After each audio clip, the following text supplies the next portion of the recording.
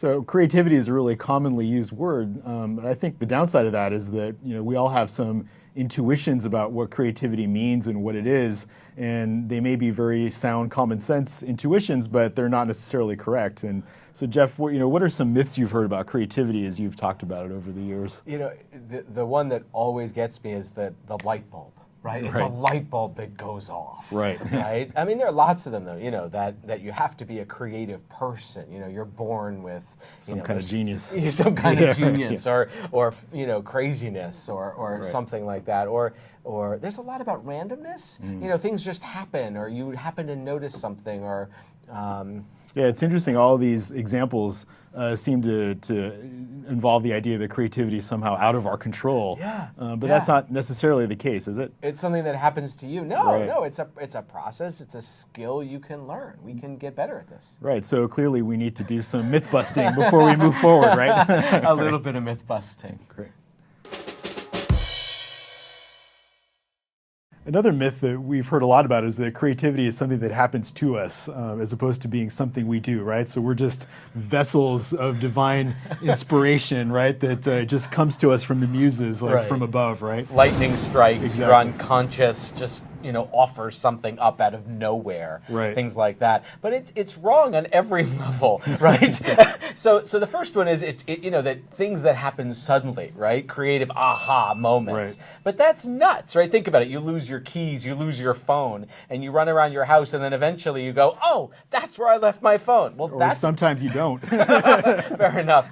But that's a sudden insight, but it's not creative. Yeah, and a lot of times these sudden insights, seemingly quote unquote sudden insights, happen after years and years of training and preparation, right? So just you put the last piece in the puzzle and it feels like it fits, and that feels like an insight, right? But you've spent hours fitting together all of the other pieces to make that happen, and so it's really not quite as sudden as it seems. Right, yeah, chance favors the prepared mind, and we're just not powerless bystanders to our own creativity. There are things we can do.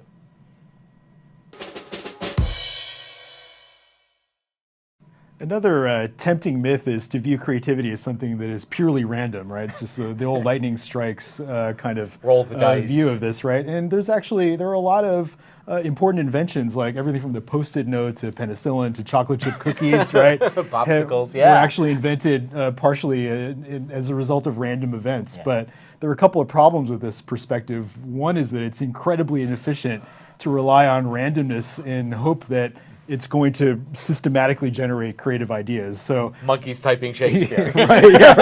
So relying on that as your creativity strategy is probably not such a good idea. The second problem is that we have to be able to recognize random events that are important, right? And for that, it requires insight. And so randomness is only interesting for creativity insofar as it is recognized and used, right? So there is some, it's a really limiting point of view to think of creativity as random. But it's also that it's a mistake to think of it as, just that every idea is equally thinkable, and is it just that we're going to stumble upon it? So the way I think about riddles, right? So, okay, now I get to tell you a riddle, right? So, okay, what grows up while growing down? Yeah. All right, so there's one, and you're probably thinking, I don't know what to think, right? Right, and I will tell you what I'm thinking. so the idea is that there's so many possibilities, you don't know what to think, but it's important to distinguish between sort of what I know and don't know, and what's currently just not conceivable. What's literally framed out of the picture in this case. So in this case, what grows up while growing down? I don't know. What goes up? Stairs. Stairs go up and down, but they don't really grow. Okay, that's not right. Well, maybe plants, right? So plants grow up, and they have roots that grow down. So maybe that's an answer to the riddle. Or maybe there's a plant like a carrot, right? A carrot actually grows further down as it gets bigger. So maybe that grows up, while growing down. And so there's a process of playing with ideas and seeing what fits. And is there at the end of the process, you can pick something that it seems like random, you picked it and it's correct? Right? Yeah, but also that But well, in thinking about it that way, we have completely disregarded other possibilities. Right. So let me give you a totally different direction on the same riddle, right? Yeah. Which is, well, grows up while growing down. Well, down means a direction down, but down also means feathers, right? So goose, right? A goose grows up, that is, gets bigger while growing down, as in feathers. Right. And while I'm thinking about the plants and the carrots, the goose one is completely inconceivable. Right. Because it's a totally different way to think about the riddle. And as we've seen, we've sort of immediately formed a perspective on what down is, and that precludes us from seeing other perspectives and changing our view of the problem, right? And that's the problem with noticing. That randomness can happen, but you Right. framed out, and it's inconceivable to you to think about it Right. in that way, and you'll never see it. Right, and so down could be falling from the sky, and I don't notice it. It's random, right? Right, But I need right. insight to actually see how it fits into the bigger picture. That's right. And we also want, to give you a more systematic process for being creative on a regular basis, right? As opposed to just relying on random events. Chance isn't enough. Right.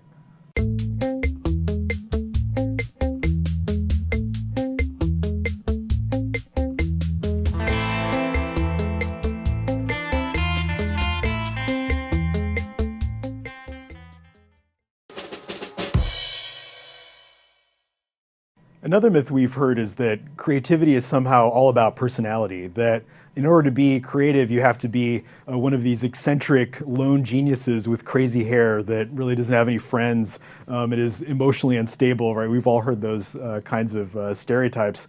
But in fact, what we really want to argue here is that, and convey, is that creativity is also a process, and it's a skill that you can learn. And that once you understand how to be creative, everyone can learn to be more creative, and it doesn't depend on your particular personality. It's also the case that being creative also depends on the context in which you work. And so you can engineer the context to make everybody more creative than they ordinarily would be. So creativity is not just about having a particular kind of eccentric personality. Another tempting myth is to view creativity as just purely a matter of intelligence, right? So if we know how to measure IQ, so let's just hand out an IQ test and we can figure out who's likely to be creative and who isn't. And there's actually some evidence to suggest that might not be the best way to go about it, right? Yeah. I mean, I think after you hit about 115, 120 on the IQ scale, there's no difference in eminent creators in IQ. So there might be some intelligence to make world famous creative endeavors, but after so that, you need enough smarts to know things, right? To master your area. Oh, that's a but good past point. a certain point, the most creative person isn't necessarily the smartest one in the room. There's something else going on. And smarts, we have a few different views of smarts, right? So raw IQ, horsepower, and then there's sort of domain knowledge. I mean, there's this great story about Murray Gell-Mann, the physicist, Nobel Prize-winning physicist. Right. He's giving lectures on everything. I mean, just an incredibly intelligent, well-read guy. His car breaks down with a news reporter in the middle of the desert, and he says, it must have overheated. And he gets out a bottle of water, pops the hood, and the reporter says, let's wait for the tow truck before Murray Gell-Mann emptied the water bottle into the engine of the car, right? So I don't care how smart you are, like you need knowledge. You need knowledge. Yeah, you need to know what you're doing, right? Yeah. And that's separate, again, from can I change how I'm thinking about the situation? Right. And so understanding the underlying process of creativity is, again, important for understanding how this works. That if it's about changing perspectives, even the smartest people can get locked into their perspectives and not be able to get out, right? Absolutely. And so we need to look at creativity as something that's a little bit more complex than just raw IQ. Yeah, well, Asimov, right? A famously smart guy, Isaac Asimov, like IQ of 160, and he wrote I don't know hundreds of books on every topic under the sun. So he tells this story in his autobiography of going to take his car in for repair. I'm on car repair today. You're stuck with me You're now, having car trouble, right? And so his mechanic says, "All right, Doc, you're really smart. So here's one for you, right? Dad deaf and mute guy walks into the hardware store and goes like this, Yeah, right? right. And so the guy at the store brings him a hammer and he wiggles his fingers, he brings him some nails, Yeah. right? He gets what he needs, Right. right? So, okay, now a guy who's blind walks in looking for scissors, what does he do? Yeah. And Asimov reports going like this, Yeah. right? And the car repairman says, he's blind. He just says, Right. can I have scissors, please? Yeah, right. So smart people can get stuck just as easily as anyone else, right? And so, smart people don't have a monopoly on creativity. There's a lot more to it than that. And you got to be able to switch perspectives.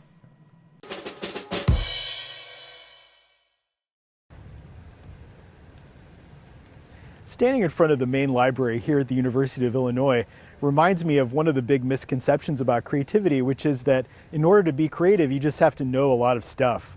And in this day and age, we have almost perfect access to information. We can Google whatever we want. We can go to libraries, consult encyclopedias. We can consult big sources of data. But just knowing a lot of stuff doesn't necessarily mean we're going to have any kind of insightful understanding of what we know. And creativity requires insight, not just knowing what is currently known. If we can't develop a particular perspective on that information, it's unlikely that we're going to be able to use all that information to reach creative outcomes. Another misconception is that creativity is really just about discovery.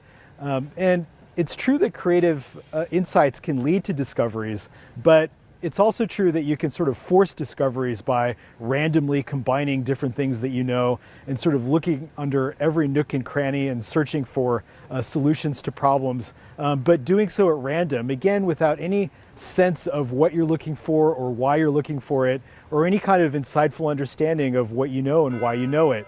So creativity, again, doesn't just happen because you know things, and it doesn't necessarily happen through this sort of rote sort of process of combining different pieces of information. What you really need is insight. And so all of the research that's been done on creativity points to a few important conclusions. One is that we can be more creative and we can reach more creative outcomes through a deliberate process. We don't necessarily need to be creative geniuses, and we don't necessarily have to just wait around for creative insights to occur at random.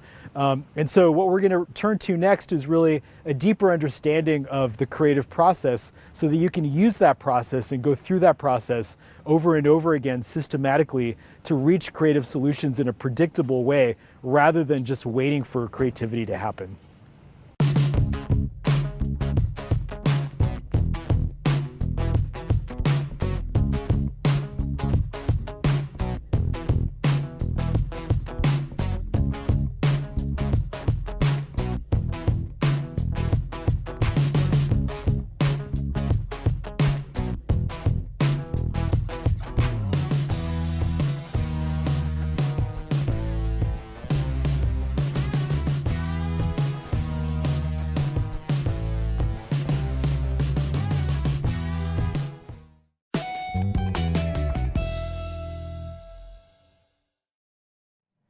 So we may have signed up for this class with a few myths about creativity that all revolve around the idea that creativity is out of our control, it's random, it's something that geniuses do. But what we really want to convey is the idea that creativity is a skill and that you can learn to be creative through a very systematic process, and that's what we're going to convey to you. And that's what this course is all about, improving your creativity toolkit so that you can be more efficient and more effective at being creative. It's not out of your control.